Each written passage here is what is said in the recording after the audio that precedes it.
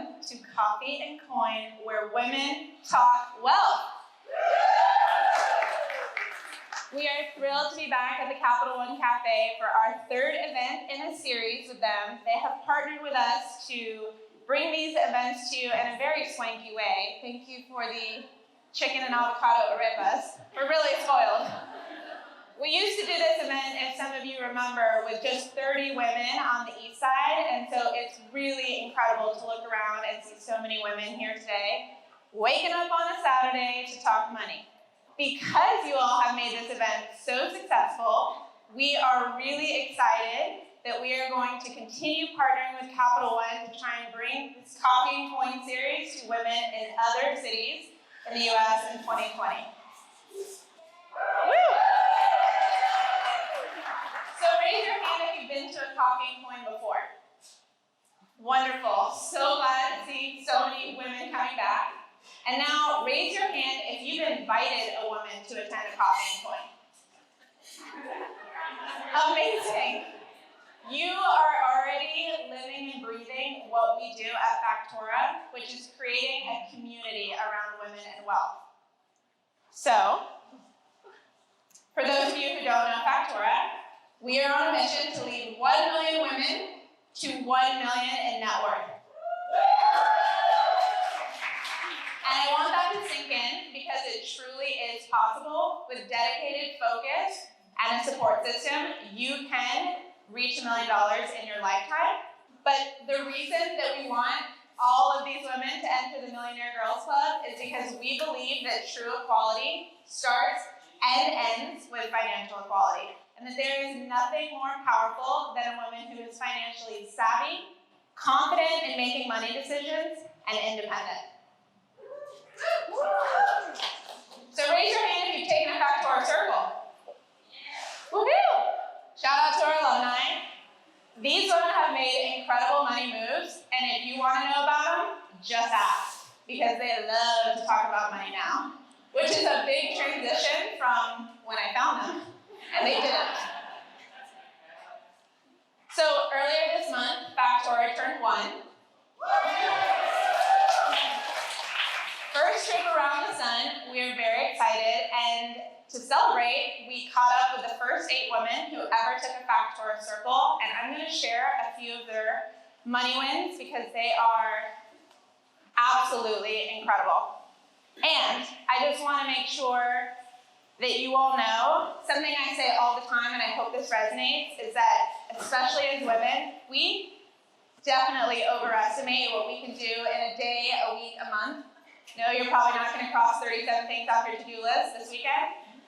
But we also underestimate what we can do in a year, 5 years, or a decade from now. So keep that in mind, and I will read what they've accomplished. So Holly H. got a new job, finally, after feeling stuck, that allows her to work from home and make 6 figures. Joy J. got a new higher-paying job, moved to New York, and turned her house into a rental property instead of selling it. Celeste K. started a new company and landed 2 ongoing clients. Christine G. slashed $20,000 in debt while being on a $55,000 salary. Lauren J. got a new job with 38% higher salary, negotiating a 1.5 equity stake in her company. And when she started, she had no emergency fund, and she saved 10 grand in less than 5 months. Taylor Y. bought and renovated her first house and raised her net worth by 40K. It might be more. She's here, so find her after. Amanda T. increased her salary by 88%, wait for it, at the same company. She also reduced her income taxes 2% by increasing her 401k contribution. And Julia T. saved $20,000 in a matter of months and bought her first house as a single woman at the age of 26. And wait for it, she has an Airbnb strategy where guests will be paying the majority of her mortgage. She's also here, so find her after. So if you're interested in learning more about Factora Circles, you can go to our website, Factora Wealth, and sign up to join the wait list. More are coming early 2020. I know there's probably a lot of women here already on the wait list. We're working on it. And since this is a growing community, we'd love to get social with you. If you take photos today, tag us on Instagram at Factora_wealth. We want to get to know you, and we want to know your money challenges so we can help you.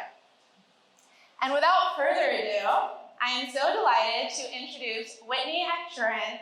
She is product marketer at Verbo. I said it right? Yes.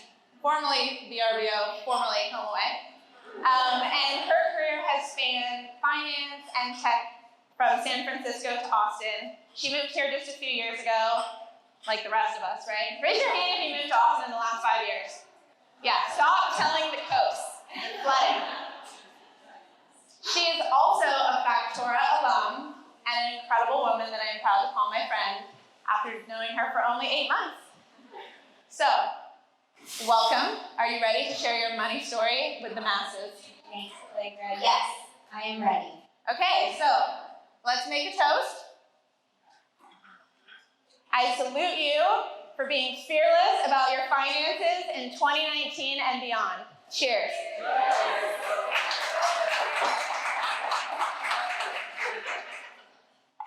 So we always get started with the same question, which is, taking it back to our first money memory, and I really implore the audience who have never tried this exercise, think back. When was the first time you recognized money, what it was, what it meant? Whitney, tell us. First money memory. Okay, so I can't specifically remember my first money memory, but I vividly remember my first money lesson, which happened, I was about age 7 to 9, somewhere around there, and my family would go on an annual camping trip. And so on the campgrounds, there was a little convenience store, and I'd be riding my bike all around the campgrounds, and I asked my parents if I could go buy some candy. So they said, sure, here's $2 to go buy candy from the convenience store. So I entered the convenience store, quickly get distracted because there was way more than just candy in there. The campgrounds was on a lake, so they had water toys and everything. So I was like, ooh, you know what, if I want to get this little squirt gun instead of candy. So I don't know if I just didn't find the price or pay attention or what, but I grabbed the squirt gun, went up to the cashier, and she rang it up and told me it was like $4 and something. And I was like, oh, I don't have enough money. And she's like, can't buy this. And I was like, okay. So, I was embarrassed. I was very embarrassed. So I put the squirt gun back, and I was like, okay, I'm going to get a snack. I still wasn't just going for the candy. I found like a big bag of, I don't know what it was, like corn nuts or something. And I looked carefully, and it said $2 exactly. And I was like, yes, buy this. I grabbed the bag of snacks, I go back to the cashier, and she brings it up, and it's like, this will cost $2 something.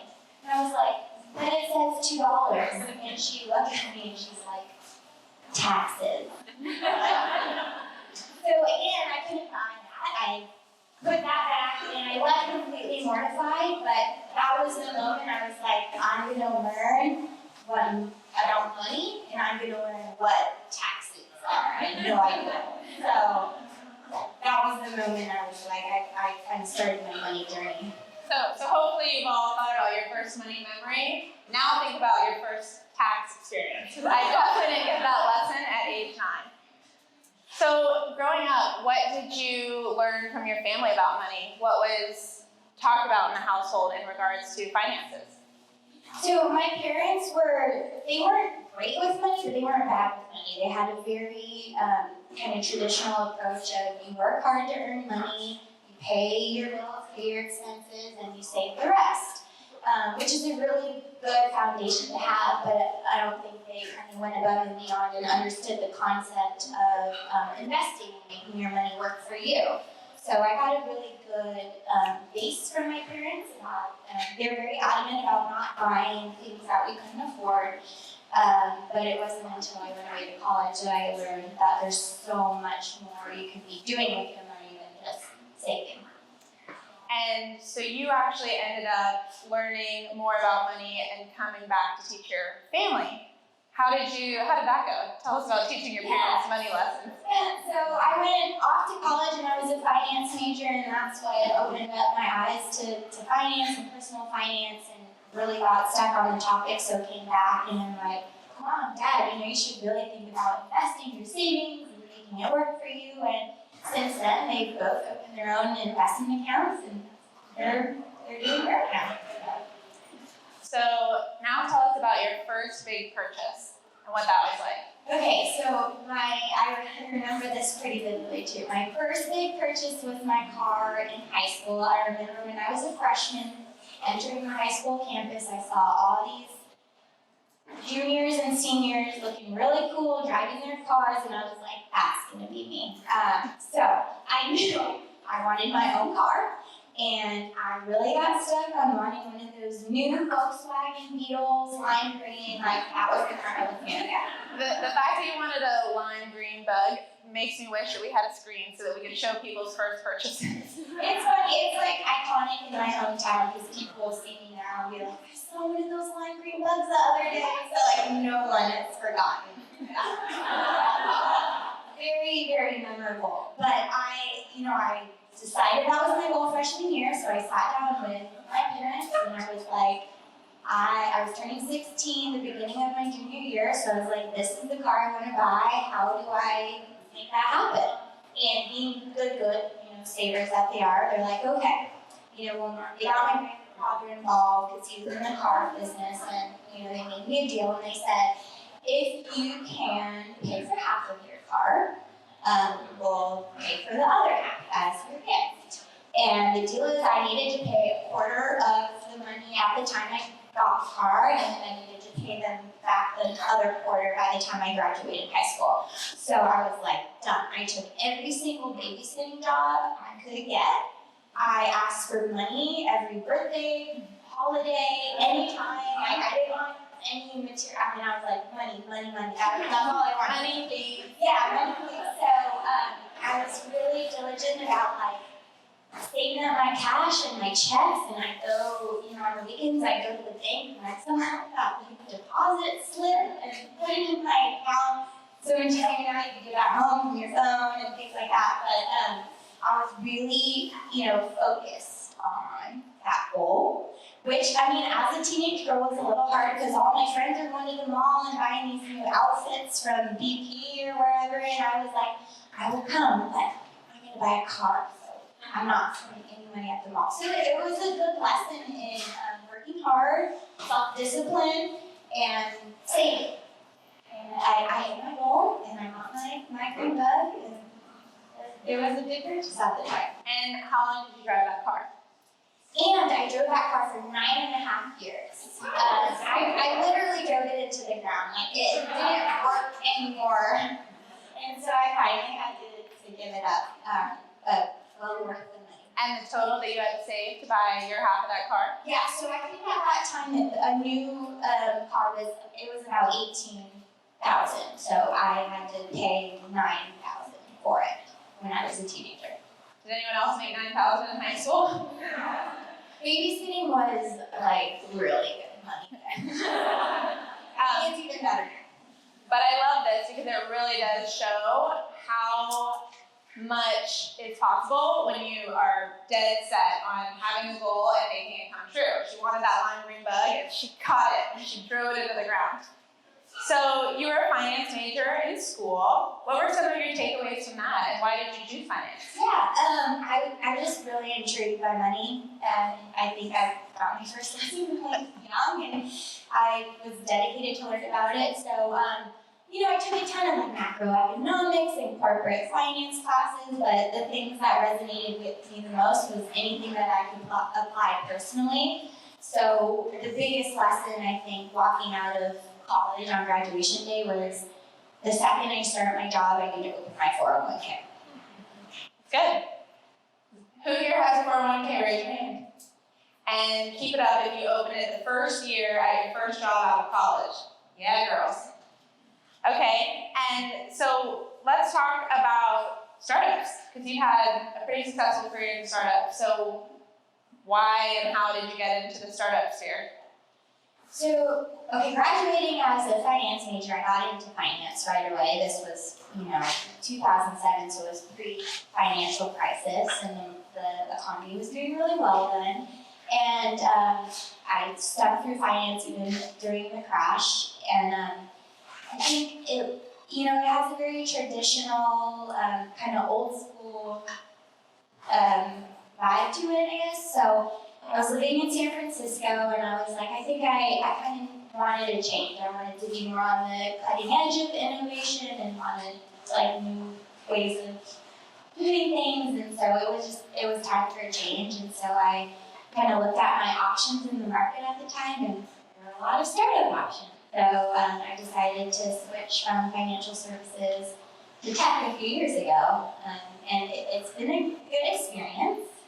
And so tech brought you here. Tech brought me here, yes. I was working for a startup that got acquired by IBM, and the big IBM marketing team in Austin. So yes, it brought me here. And then, so you're working in tech, which is exciting, but you are still a W-2 salaried employee. And then I know recently you realized you wanted to make a change to have a little bit more balance and less work in your life. Talk to us about how that came about and ultimately what you decided to do. Yeah, so for anyone who's worked for startups, that they're fun and crazy and wild and they switch directions constantly and they could potentially require a lot of work. So, I kind of hit a point where it wasn't an evening or a weekend and I wasn't opening my computer. I was a little bit stressed about thinking of all the things I had to do for the week. It started to infiltrate my dreams. It was just a lot. And actually I took a Factora circle that really forced me to kind of stop and look at my money picture and reevaluate my strategy. And from that, I learned I didn't necessarily want more money, but I wanted more time. I wanted more free time for the money that I was already making. It's like I love working out, I love traveling, I want to spend time with my boyfriend and friends, and life's short, so it's like you can make more money, you can't get your time back. So that was my biggest aha moment was in the Factora circle where I was like, wow, I actually just want more time. How do I get that? And you did it. You changed jobs to a contract role where you're now in control of your time. Yes. And she makes more money. I completely changed my strategy, which is something that I wouldn't have thought about doing before. I'd always been a salaried employee, full-time employee. That's just the only thing I ever considered. And after Factora Circle, I actually had a recruiter reach out to me with a contract role, a long-term contract role, where they're paying me by the hour, but it's 40 hours a week, unless they want to pay me time and a half. So I'm not opening my computer in the evenings, I'm not opening on the weekends, and I'm still getting health benefits. So I'm really getting all the things that I kept what is important to me, and then I cut out the stress and that extra time by taking on a new contract role. And I think that's what's really important to glean here from her story is that your life is your life, and you should live it the way you want to. And personal finance is just that. It's personal. We all have different backgrounds we're coming from, different directions we're going in, different industries we're working for. And so it's really good to take time to evaluate to make sure you're continuing to move in the direction that ultimately is how you want to live your life. So are you ready for rapid fire? Rapid fire. Ready. Fan favorite. We're going to get to hear all the numbers. So break down your income streams for us. Okay, so I have my income from my job, that's my main income stream. I have my investment accounts, and then I own a primary home, which I'm hoping I can start renting out as a third income stream. Okay, and what is your annual salary? So I'm paid $70 an hour right now for the first 40 hours, and then I'll be paid $105 after that. For your time and a half. For my time and a half. So if you were going to average that out across the year, although I know it depends on how much traveling you want to do this year. Yeah, so I obviously don't get paid for vacation like I used to, so how much I make annually is going to depend on how much time I want to take off. But if you figure kind of like a standard 2 weeks off, I'll probably take more than that, to be honest. It probably comes to like 140 days a year. So 148 a year now, and what were you making at your last W-2 salary role? My last W-2, I was making about 127, and putting in way more time. And what's your annual savings rate? So savings rate meaning the amount of money that you are saving or investing that you are not spending from your earned income. So I save about a third of what I make. Amazing. Think about that, because you all know how much money comes deposited into your checking account. Are you spending it all, or are you saving some for future you? What about, do you have an emergency savings, and if so, how much is in it? So I do have an emergency savings. It's in a high yield savings account, and I had to dip in there to pay my taxes. So I'm rebuilding it, but I mean it's at $12,000 right now. I want to get it up to $25,000. And that number is also very personal. Everyone needs a different emergency savings based on your life, your goals, and how employable you are should something happen to your job, which are not guaranteed. So tell us more about your monthly fixed expenses. I try to pay for as much as I can annually so I can keep my money invested. But if I kind of average that out monthly, that's about $5,500. And so out of that, how much are you saving or investing per month?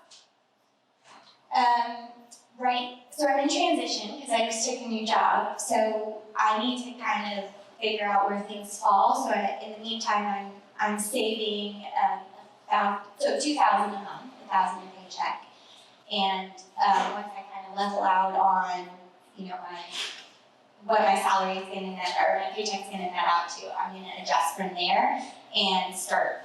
It's only going to go up. I'm going to start investing more, but starting at $2,000 a month.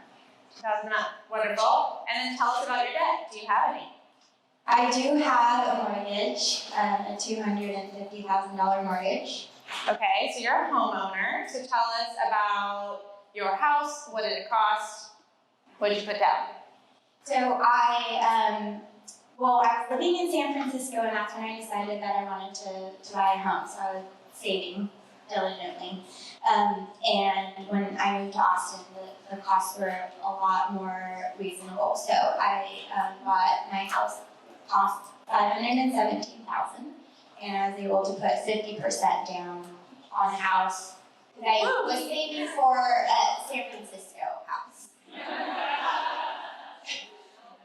They're really expensive there on the coast. No wonder we're all coming here. Raise your hand in the audience if you are a homeowner. Amazing. Raise your hand if you are a real estate investor. Amazing. We have very Factora-friendly real estate investor and mortgage broker over at this marble table. Anyone? Back to rapid fire. Do you have any plans to buy additional properties or real estate investments? I do. I really want to open up real estate as another income stream, so I would love to buy short-term rental properties. How soon? Very soon. After that emergency fund gets refilled. Yeah, no, I mean, I'd love to buy one next year. Love it. And here comes the big one. What is your net worth today? And can you walk us through where this money is allocated across your portfolio? So my net worth today, it just hit $1 million. Woo! Bigger round of applause. I'll break it down. I did get a large chunk of gift, about $300,000. I decided not to spend that. You were how old? And I was about 21, 23 years old. I got a big chunk, and I decided not to spend it. I invested all of it, and I was maxing out my 401k, my IRA. I was really, really disciplined about saving. I know, buying new shoes and new bags and new coats makes a lot of people happy. It just wasn't the case for me. I love seeing my accounts grow.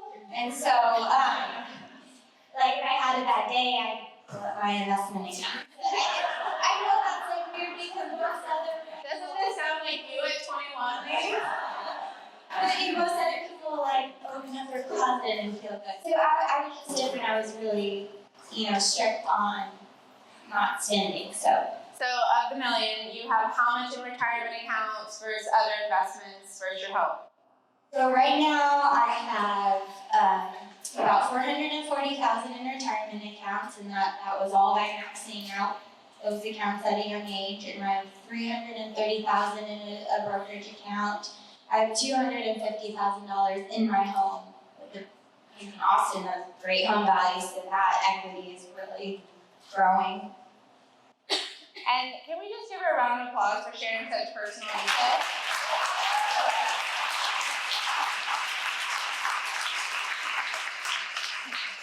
I'm also going to tell a little story because I have the mic and I can. I'm scared. But when Whitney took our Factora circle, we have a part where we go around and we share our net worth, right? I make $75,000 a year. I make $120,000. I make $58,250 a year, whatever that number is. And then we go back around and we share our net worths. And that is so much harder to share because you might be a high income earner and you might be in debt, whether that's student loans or consumer purchases. Debt happens, no judgment. But it's a really difficult moment for women to share with strangers those numbers. And yet, once they do it, it's a sense of relief, feels good, but it's a visceral experience. And I remember Whitney sharing hers, and she had the highest net worth. And it's so interesting because we all know comparison is the thief of joy. But I think a lot of people were worried to have the lowest. And when she said hers, she was kind of timid, and then she was like, yeah, but a lot of it was a gift. And I was like, but a lot of it wasn't a gift. And you didn't spend $1 of that gift. And I wish that me personally, all of us, had the wherewithal to be investing so young and so diligently. So you've earned the success, and we congratulate you.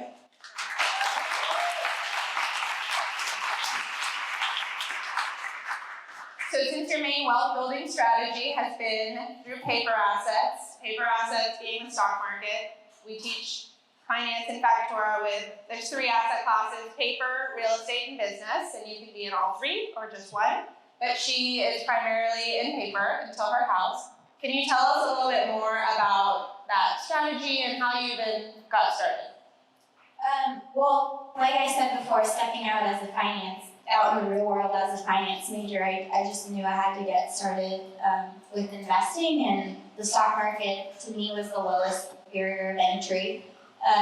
Opening up a 401k is pretty easy. It's just a matter of filling out paperwork and your allocation. So that's just where I got started, and I kind of stuck with it. It's a long-term strategy, right? So, I stuck with it, and I got it. So what I'm trying to get you to tell us. No, that's all important. If you have access to a 401k, especially for company matches, it is really a great vehicle to utilize. The thing about a 401k or an IRA, both being tax-advantaged accounts, is that they have tax advantages to them, but you're also not supposed to draw on them until after age 59 and a half, which is great because the government's encouraging you to save for you in the future so they don't have to do it. And the only issue that can happen there is if you need money for big purchases before that age. And so there's really sad statistics that about 40% of people draw early from their 401k and take massive penalties. So the good thing to do is learn more about investing so you feel confident investing beyond your retirement accounts that are just 100% yours. You are paying taxes, but they're yours and they're growing on the side, and when you need them in 5 years or 10 years or all the ages before 60, you can get them and use them. So I know that when you got your first job, you felt like you didn't have a lot of money, and it was 2007? It was 2007. And so you started saving. Yes. And saving. And saving. Yeah. I mean, I came out of college, I didn't have any money. I had a job, and so I knew that, taught from my parents, my car lesson, first thing I needed to do was save that money.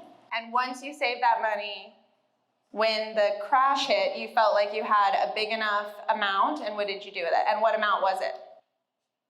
So the financial crash started like summer 2008, and then got really bad spring 2009, and at that time I had been working for a year and a half, so I finally had enough money saved up to finally invest. And since I worked in financial services, all day, every day, I was talking to financial advisors, brokers, helping them facilitate trades. I would see where the stock market was, the value of stocks, and at the time where I actually had money to invest, I was looking at what everything cost, and I was like, all these stocks are on sale, basically.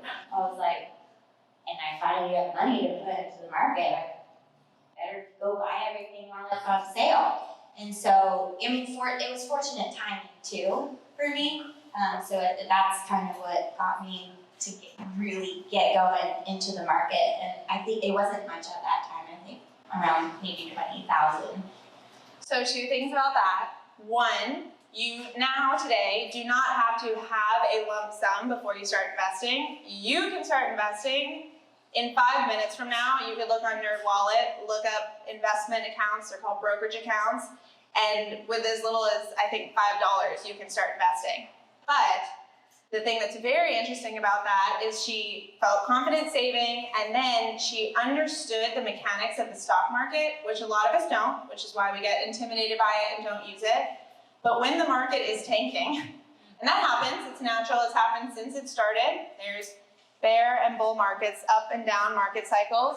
All it means is that fire sale. This is like Nordstrom's giving away shoes, ladies. This is like a great time. But we're not telling you to time the market. It's just that she got very lucky. When she had the money, she put it in when everything was discounted.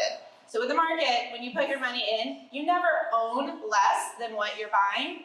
The value it's at just might be down or up, depending on the day. So that's why it's very important to understand investing and how to utilize it to grow wealth beyond just your salary, because we only have so much time to exchange for money. It's great if we can have our money making more money. They're good employees. They don't need vacation. So back to the story. You told us that you haven't really hit a rock bottom in your adult years financially because you're pretty conservative when it comes to money. What exactly does that mean for you?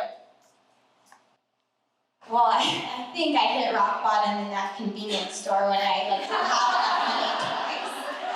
And it really was to learn young at 9. Really, I never wanted to look at anyone again and be like, I don't have enough money for that. So, I'm very conservative in the sense that, I don't buy things I can't afford. If I get approved for a loan that's really high, that doesn't mean I'm gonna take that full loan. I really live within my means. And, I love traveling. I'll spend all my money on travel, but I know what's realistic, how many vacations I can take, and everything's a trade-off. If you do want a new outfit, maybe you're not going to take that vacation. So I'm very conservative with knowing what I can buy and what I need to give up. So one of my favorite words is control. We love, as women, to be in control. And I think more than anything, when we feel in control of our finances, we feel really good. So Whitney early on got a taste of, if something's spiraling over here at work or in my personal life, I can look at my accounts and know those are going up, I'm doing well, I'm still working towards my future. And that is really important when you think about someone who's been so diligent saving since 9. Okay, partner finances.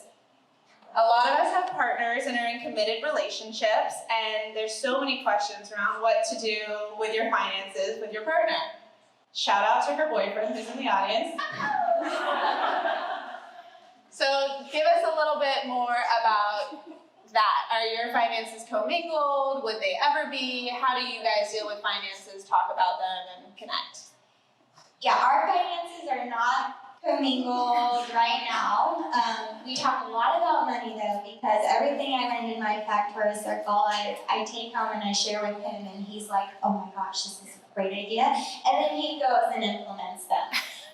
So we are really on the same page financially. He definitely likes a little bit more luxury than I do, so he's pushed me out of my comfort zone a little bit, but it's a good balance because because it's like we all work hard and we earn money and we need to enjoy it now, but we need to balance it out with our future self. So what if we are going to live till age 95? Like, I don't want to run out of money, but also nothing's guaranteed, so you want to live now. So I think, together we're a really good balance, but we definitely have the same financial, long-term goals and foundation. Love it. Thanks, Joey. Do you have any core money tenets that you live by? I think I pretty much shared my core money tenets, just not living beyond my means, knowing what I can afford, realizing that I might have to have trade-offs and give certain things up, and just setting up systems to save and invest and putting my money to work so that it's more of a passive income strategy. When we asked you to describe how you feel about money in less than 5 words, you said a path to living a flexible life. Can you elaborate on that? Yeah, if I think about financial freedom, it's I don't need to work necessarily, so I can choose to work. I like working, so I would probably choose to work, but that means I'm picking and choosing my schedule. I wake up when I want, I work the days I want, I get to work out and cook healthy meals the days I want. I can spend time with friends and my boyfriend when I want. So, flexibility in terms of just my schedule is really what I think of when I think of financial freedom, not necessarily having to be at work in a meeting by this time, stuck there until late at night. That's what I think about. I love it. In Factora, we have an equation for financial freedom. It's basically having enough passive income that outpaces your fixed expenses so that it is optional to work. You can work, especially if you like it, or maybe you can quit the full-time job that makes a lot and make very little, doing a coffee shop or doing something community-wise that's more important to you. But I think it is important to recognize that the resource of time is limited. We only have so much of it. So yeah, financial freedom is great, and we should all be striving to achieve that. What excites you most about the future, and what big life goal are you working towards next? Everything excites me about the future. It's you could do anything, right? But the possibility of financial freedom is exciting. I love to travel. So if I could figure out how I can gain more free time and money to do that, that's what I look forward to. Such a loaded question, but just everything. Everything. It's exciting if you think of you really do have the possibility to do what you want as long as you take the incremental steps to get there. If you want a lime green Volkswagen, you can have a lime green Volkswagen. I would like to live abroad at some point in the near future. Oh, there we go. Yeah. Does Joey know? Yeah. Okay. We're He good. wants to live abroad too. So. Are there any money resources, books, or podcasts that you like that maybe some women can utilize before circles are ready? Yeah, we have a Factora book club, which I love all the books we've been reading. I Will Teach You to Be Rich is the latest one. Super helpful just to get started on figuring out what your money plan should be. Rich Dad, Poor Dad, the best book, financial book ever. So if you haven't read that one, read that. What are some other ones? Any podcasts? I like the Her Money podcast by Jean Chatzky. The Secret of a Wealthy Woman is fun. There's a lot. That'll get you started. Yeah, this will get me started. There are a lot of, I think my boyfriend and I just Googled one about personal finance, and it was a random one, and I forget what it even was, and they opened up and shared numbers on there. So it's even if you just search, there's a lot out there. They're all really interesting. And last question, what have you done recently that's helped push your money goals forward? I think this new job has really helped, but honestly, I really attribute it to taking Factora circle. Oh, stop. I really do, because I started my my financial journey pretty young, right when I graduated college, and back then, there were robo-advisors didn't exist, so I had to open a brokerage account with a financial advisor. And so I did that, and I kind of just that was my strategy. And I was like, work hard, put money in there, work hard, put money in there. And I didn't really take the time to stop and recheck my financial strategy. Like, that worked then, but does that work for me now? And so the circle was really eye-opening for me to realize, I want to gain more time in my life. I want to look at real estate investing. I want to try these other money strategies. Now that's gonna get me to where I want to be. Yeah, I always think about that, just how grateful I am to live in this time. Because, for example, if you may not have heard the term robo-advisor, you can write that down and look it up after this. But those didn't exist, and you had to manually find someone to open up these accounts. And because of technology, we can do that. Like I said, in little as 5 minutes, you can be investing. And I know that sounds really well, okay, but how and whatever. Look up robo-advisor if that's your one little research from today. But we're living in a really superb time, and there's so many strategies available to us. Now it's our job to learn what they are and which ones suit us best. So thank you, Whitney, for sharing all of this.